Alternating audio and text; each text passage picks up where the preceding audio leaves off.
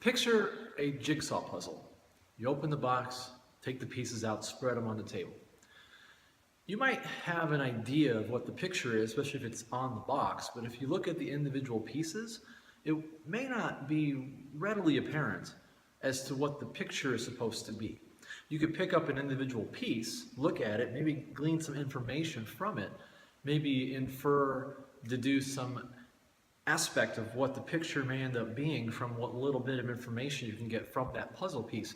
But it's really when you start to put the pieces together that you figure out what the picture is going to be.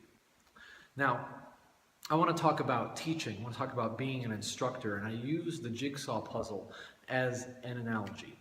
There's three categories of education. First one is the knowledge. The pieces of information, the data that you acquire, those are just the jigsaw puzzle pieces.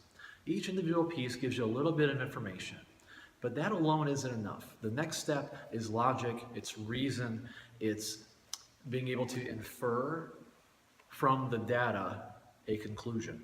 And so that's when you start to assemble the puzzle pieces. So I have these pieces and I'm starting to use my brain, use logic, apply reason, and figure out how they go together.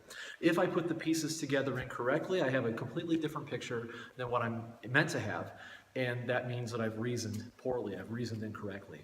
So we have the knowledge, which is not intelligence. Intelligence is simply the ability to apply knowledge, the ability to use reason. But you can have a lot of knowledge but have no ability to reason, or a poor ability to reason, and have not as much cognitive ability as someone else might have, even if they have less information, less knowledge. So you have your knowledge, the puzzle pieces. You have the reasoning process, logic, that's putting the pieces together. But then there's the third category, and that's what's most relevant for a teacher, and that is wisdom.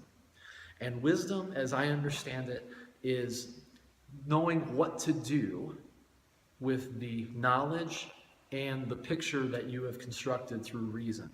So, common analogy of wisdom is that compared to knowledge, knowledge is knowing that it's raining. Wisdom is knowing to take an umbrella. So wisdom is what do I do with this information? What do I do with this picture? What does that mean to me? How should I live? What should I do in response or because of the knowledge and the picture that's been pieced together due to the pieces of knowledge and data that I've acquired? And that is the ultimate goal. As a martial arts instructor, if I only stop at the knowledge, then I've taught people how to punch, how to kick, how to choke, how to arm lock, how to throw, but I've never brought them to the point of wisdom to know even why we teach that. And so if we skip the wisdom part, we skip the practical application and understanding to one's life, then we might as well be the Cobra Kai dojo, right? We might as well be training an evil military force. The wisdom is the key. And I'm not claiming that I have found the wisdom. I'm not up here like on a mountaintop as a guru levitating on a rock, waiting for my students to climb up and prove their worth as pupils.